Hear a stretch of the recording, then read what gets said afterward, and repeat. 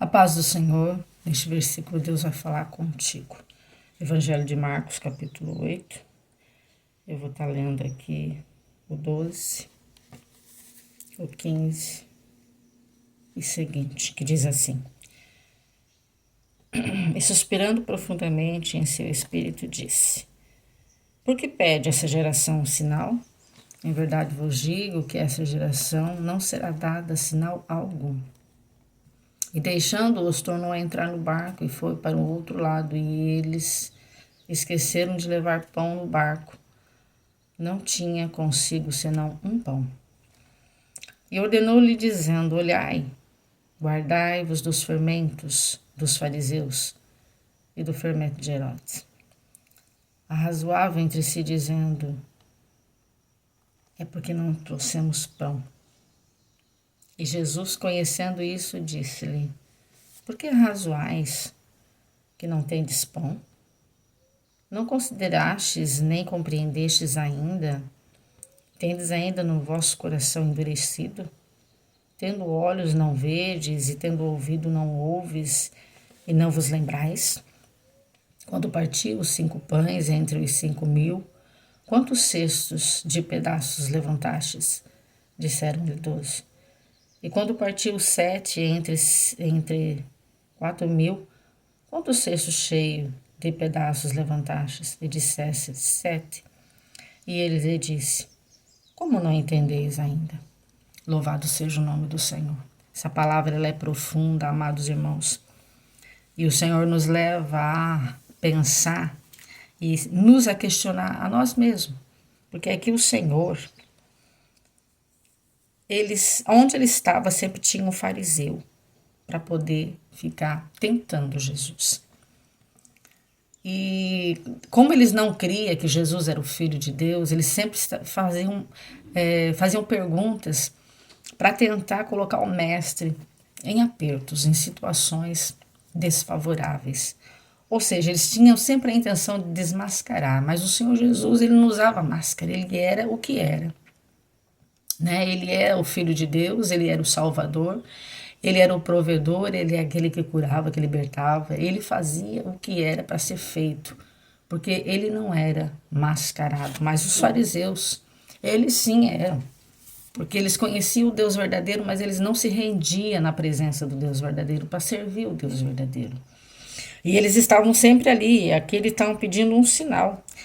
E o texto diz que Jesus já está, né? Meu Deus, até quando eles vão ficar pedindo, né? Suspirou em seu espírito ali. E ele disse: Não vou dar nenhum sinal para vocês. Porque é um tipo de pessoas, irmãos. E eu quero aqui parafrasear: que está vendo o milagre, está vendo a cura, está vendo o irmão testemunhar de um feito que o Senhor fez, mas fica com aquela cara assim: não deve ser verdade, não, isso aí não. Entendeu? São pessoas incrédulas. São pessoas que precisam deixar-se alcançar pela mão poderosa de Deus, para que Deus venha trabalhar nesse coração. Um coração que prefere viver de aparência, de engano. Corações que preferem se apresentar de uma forma, através de sapato, roupa, de uma boa fala, de uma boa faculdade. Mas tudo isso é pecado? Não estou falando que é pecado, eu estou falando de pessoas que vivem de aparência.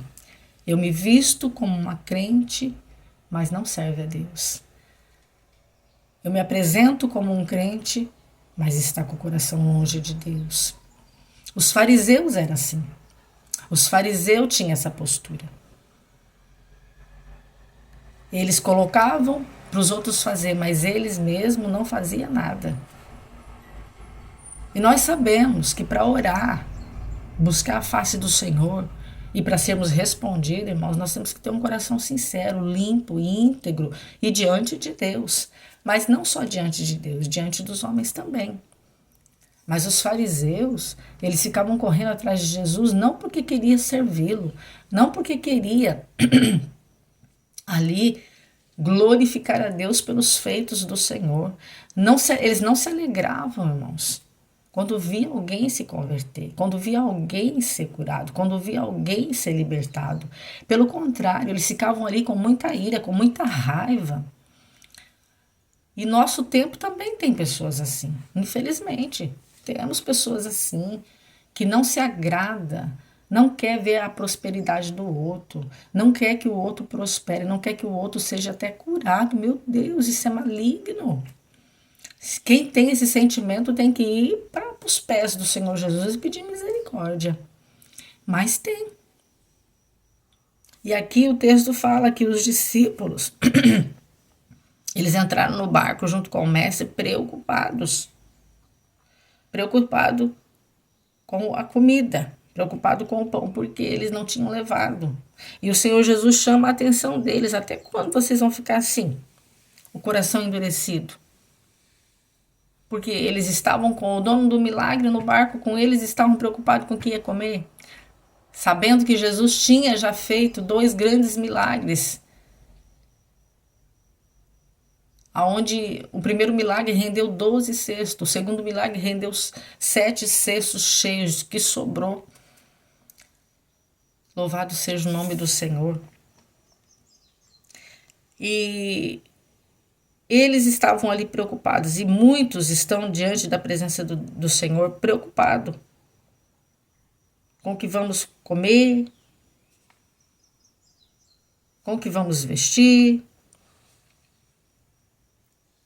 E essa preocupação, ela precisa sair do nosso coração, porque o Senhor Jesus nos chama a atenção aqui. Olha, vocês estão tendo olhos e não estão vendo, vocês estão tendo ouvido, mas não estão ouvindo, e vocês também estão esquecendo muito rápido das coisas, porque eu acabei de fazer 2 grandes milagres e vocês participaram dele. O que Deus está falando aqui para nós é que quem tem Jesus não precisa se preocupar com as coisas seculares. Se você está servindo a Deus fielmente, se você está fazendo a vontade de Deus fielmente, essa não é a preocupação do povo de Deus. A preocupação do povo de Deus é um pouco mais além. É manter-se com o nome escrito no livro da vida e se preocupar em adorar a Deus, em primeiro lugar, buscá-lo, servi-lo. Nós temos que esquecer a aparência, é o que o Senhor está dizendo nesta manhã. Porque quando ele cita aqui o fermento do fariseu, o fermento de Herodes, eram pessoas que viviam de aparência, pessoas que viviam de monetários, pessoas que se sentiam seguro com o que tinha. Mas o povo de Deus não pode se sentir seguro com o que tem. O povo de Deus tem que se sentir seguro, sabendo e tendo a certeza de que a nossa segurança está no Senhor Jesus. Porque a palavra do Senhor deixa bem claro que tudo aqui embaixo vai se corromper, vai se consumir, vai virar nada. Tudo que nós achamos que é tudo, para Deus é nada. Porque quando Ele vier, irmãos, tudo isso aqui vai virar exatamente nada. É o nome que se dá, nada. E a traça vai corroer, o ferrugem vai acabar, e enfim, vai virar pedra sobre pedra. Mas a nossa preocupação tem que estar lá, na Cidade Santa. Se preocupar em ter o nome escrito diante de Deus. Se preocupar em agradar ao Senhor. Em viver uma vida piedosa, em viver uma vida na humildade. Em viver uma vida para servir a Deus e aquele que precisa que se aproxima de nós. Porque o nosso Senhor, Ele fez isso. Ele fez isso. E ele, nesta manhã, ele pergunta assim, olha, até quando vocês vão viver assim? Até quando vocês não vão entender que quem tem a mim, não precisa se preocupar. Quem tem a mim não precisa se preocupar com o dia de amanhã. E nem muito menos com o alimento. Porque o nosso Deus provê, irmãos. O nosso Deus, Ele faz milagres. Aleluia. E talvez você está passando por uma situação de aperto. Uma situação que você está aí olhando para o teu armário, Senhor, só tem um pouquinho de arroz, só tem um pouquinho de feijão. O pão acabou, o leite acabou. Ei, meu irmão, minha irmã, você serve ao Senhor? Fecha a porta do teu quarto. Vai falar com Ele. Aleluia. Porque Ele é Deus que responde. Ele é Deus que conhece a necessidade dos seus. E talvez ainda a providência não chegou porque você não desceu diante dele. Aleluia. Ah, eu já desci diante dele, então espere. Se você orou, espere. Porque alguém vai bater no teu portão e vai falar: eu vim trazer o alimento que você precisa. Aleluia. Porque o nosso Deus é poderoso. O nosso Deus, ele trabalha. O nosso Deus, ele multiplica. O nosso Deus, ele amplia, ele faz crescer.